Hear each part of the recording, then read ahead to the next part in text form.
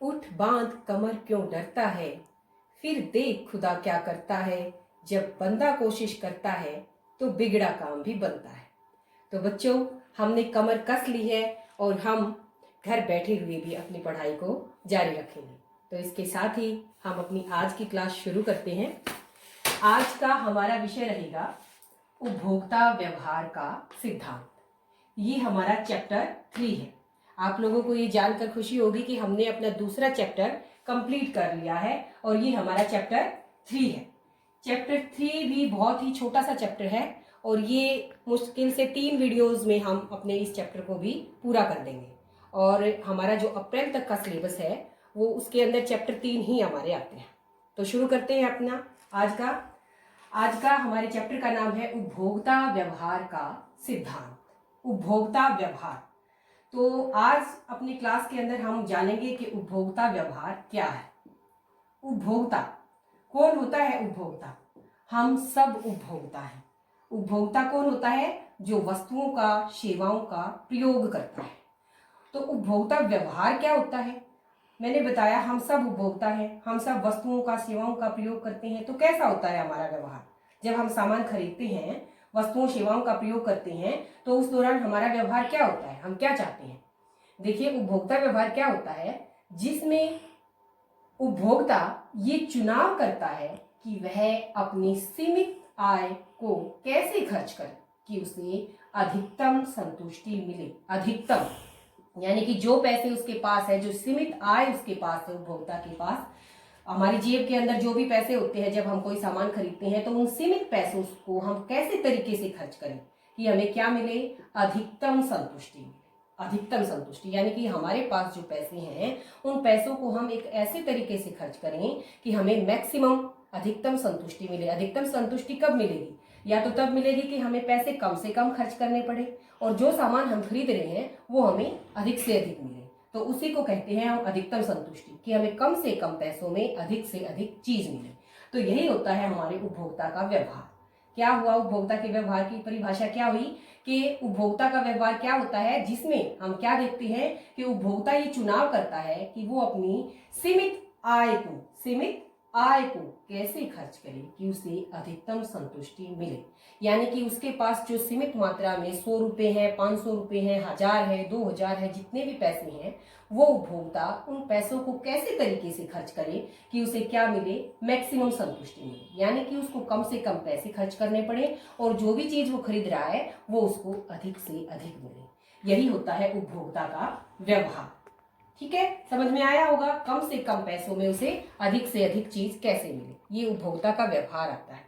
इसके बाद अगला हमारा टॉपिक है उपभोक्ता बजट। बजट रेखा या बजट समूह। बजट शब्द यहाँ पर आया है। उपभोक्ता तो हमने देख लिया क्या होता है? बजट।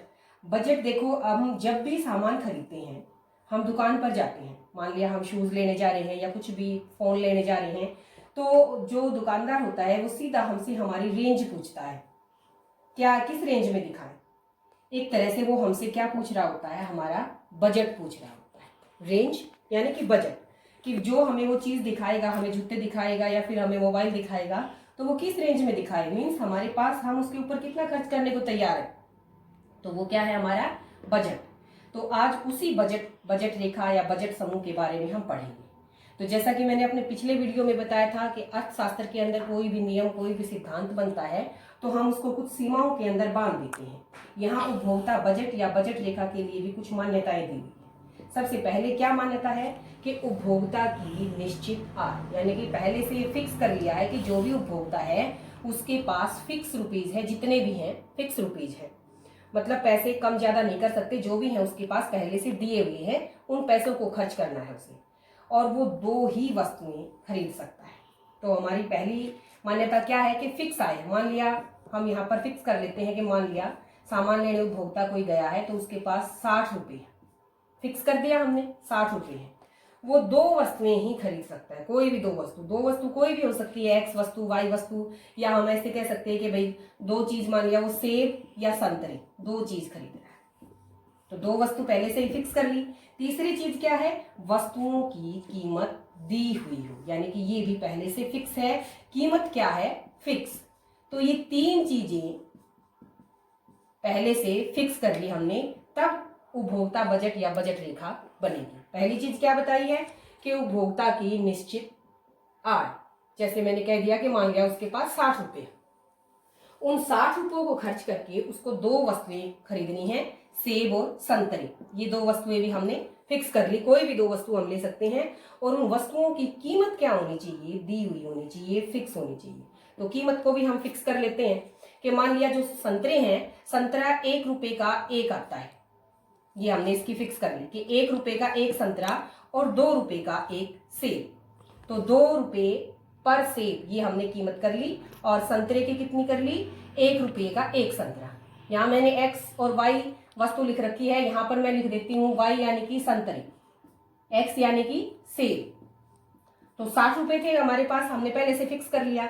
मान लिया वो कोई भी सेब नहीं खरीद रहा, सेब उसने 0, कोई सेब नहीं खरीदा, सारे के सारे संतरे खरीदे। संतरे की कीमत कितनी है, 1 रुपए का एक संतरा आता है, तो 60 रुपए में कितने संतरे आ गए, 60 संतरे आ गए।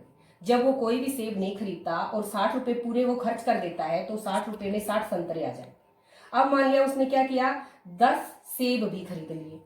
10 सेब खरीदने के बाद एक सेब कितने का बताया था, 2 रुपए का, तो 10 सेब कितने के आए, 10 दूनी 20 रुपए के सेब आ गए।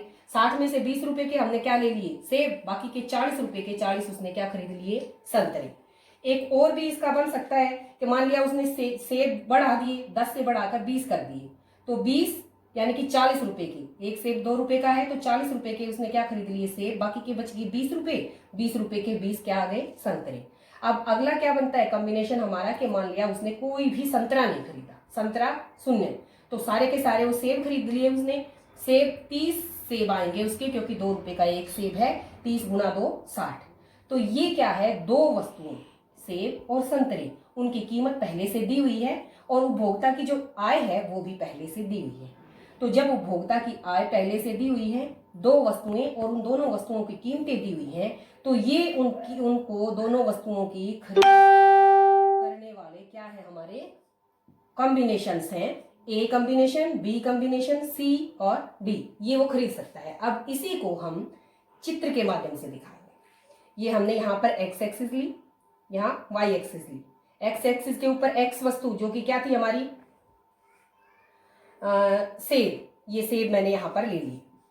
और वाई एक्सिस के ऊपर क्या ले लिया हमने, वाई यानी कि संतरे, यहाँ पर हमारे संतरे हैं। तो पहला कॉम्बिनेशन क्या बनता है, जब सेब हमारे क्या है, ये सेब हमारे, सेब शून्य और सारे के सारे, तो ये हमारा पहला कॉम्बिनेशन बन गया। दूसरा क्या बना, जब उसने 10 क्या खरीदे, 10 खरीदे हैं उसने सेब, और संतरे कितने खरीदे हैं, 40, तो 10 और 40 यानी कि इधर। और तीसरा क्या बनेगा हमारा, 20 उसके सेब है और 20 ही, ये यहां भी 20 और यहां से भी 20, और 30 जब है तो ये हमारा क्या है, 30 सेब इसलिए है और ये क्या है हमारे शून्य। तो इन बिंदुओं को जब हम मिलाएंगे तो ये क्या बन गई हमारी, इसे कहेंगे हम बजट रेखा। क्या है ये हमारी बजट रेखा, या हम इसे प्राइस लाइन भी कहते हैं। क्या कहते हैं, प्राइस लाइन या कीमत रेखा। तो ये रेखा क्या शो कर रही है, अब देखिए यहां से हम अपनी परिभाषा बनाएंगे। बजट रेखा क्या शो कर रही है कि वो रेखा, ये एक रेखा है, वो रेखा जो दी हुई आय दे रखी है उपभोक्ता की, जब उपभोक्ता की दी हुई आय पर दो वस्तुओं की, सेब और संतरे की दो वस्तुओं के विभिन्न संयोगों को दिखा रही है और उनकी कीमत भी क्या है, दी हुई है। तो बजट रेखा कौन सी रेखा हुई, वह रेखा जो उपभोक्ता की एक निश्चित आय पर दो वस्तुओं की दी हुई कीमतों पर विभिन्न संयोगों को दिखाए। तो ये हमारी बजट रेखा। यहां से हम जो मैं बोल रही हूं उसको सुनकर आप बजट रेखा की डेफिनेशन लिख सकते हैं कि बजट रेखा क्या है। ये एक रेखा है जो उपभोक्ता की जब निश्चित आय दी हुई है और दो वस्तुओं की निश्चित कीमतें दी हुई हैं तो उनके विभिन्न संयोगों को दिखाने वाली रेखा है। इस रेखा के किसी भी पॉइंट से कोई भी वो खरीद, तो ये क्या दिखाएगी कि भाई ये यानी कि इतनी मात्रा में क्या हमारे, इतनी मात्रा में सेब और इतनी मात्रा में संतरे। ये क्या दिखा रही है कि इतनी मात्रा में हमारे सेब और इतनी मात्रा में संतरे। तो ये रेखा का हर एक पॉइंट किसे दिखा रहा है, दो वस्तुओं के विभिन्न संयोगों को दिखा रहा है। तो ये क्या है हमारी बजट रेखा। इस बजट रेखा के नीचे का जितना भी पार्ट है, ये पूरा इस ट्रायंगल के अंदर जितना भी भाग है, ये हमारा क्या है, प्राप्य संयोगों को दिखा रहा है। प्राप्य बुक के अंदर आपका फिजिबल या अटेनेबल लिखा हुआ मिलेगा, जिसे हम प्राप्त कर सकते हैं, प्राप्त संयोगों को दिखाने वाला है। यानी कि इसके अंदर अगर मान लिया यहाँ पर है उपभोक्ता, तो इसका सीधा सा मतलब क्या है कि उसे इतनी मात्रा में उसने सेब ले लिए और इतनी मात्रा में उसने क्या ले लिए, संतरे, और जो ये बच गया भाग, ये उसके पास बची हुई आय, ये उसके पास पैसे बच गए। यानी कि इसके नीचे का जो एरिया है वो उसके प्राप्त संयोगों को दिखाएगा। अगर वो रेखा के ऊपर है, इट मीन्स उसने अपनी सारी की सारी आय 60 के 60 रुपए खर्च कर दिए। अगर वो रेखा के नीचे है तो इसका मतलब उसने कुछ संतरे खरीद लिए, कुछ सेब, दोनों वस्तुओं को खरीद लिया, और जितना भाग उस लाइन को नहीं छू रहा, इट मीन्स इतना मात्रा में उसके पास पैसे बच गए। इसके अलावा अगर कोई बिंदु यहाँ पर है तो इसका क्या मतलब है, इसे कहेंगे हम अप्राप्य। अप्राप्य यानी कि इसे प्राप्त नहीं कर सकता उपभोक्ता। क्यों प्राप्त नहीं कर सकता, क्योंकि उसके पास जो इनकम थी उस इनकम से हम यहीं तक पहुंच सकते हैं। इससे ऊपर खरीदने के लिए इतनी मात्रा में सेब और इतनी मात्रा में संतरे खरीदने के लिए हमारे पास पैसे नहीं है, इसलिए ये क्या है, अप्राप्य संयोग है। बुक के अंदर इसे नॉन फिजिबल या नॉन अटेनेबल कॉम्बिनेशंस लिखा हुआ मिलेगा। तो ये जो बिंदु है इसे हम प्राप्त नहीं कर सकते। क्यों प्राप्त नहीं कर सकते, क्योंकि इतनी मात्रा में हमारे पास पैसे नहीं है। ये क्या है, प्राप्य संयोग, यानी कि इन्हें हम प्राप्त कर सकते हैं। और ये इससे नीचे है रेखा से, इसका मतलब कुछ मात्रा में हमारे पास पैसे भी बचे रह गए। ठीक है, लाइन क्या दिखाएगी, लाइन ये दिखाएगी कि हमने सारे के सारे पैसे खर्च कर दिए।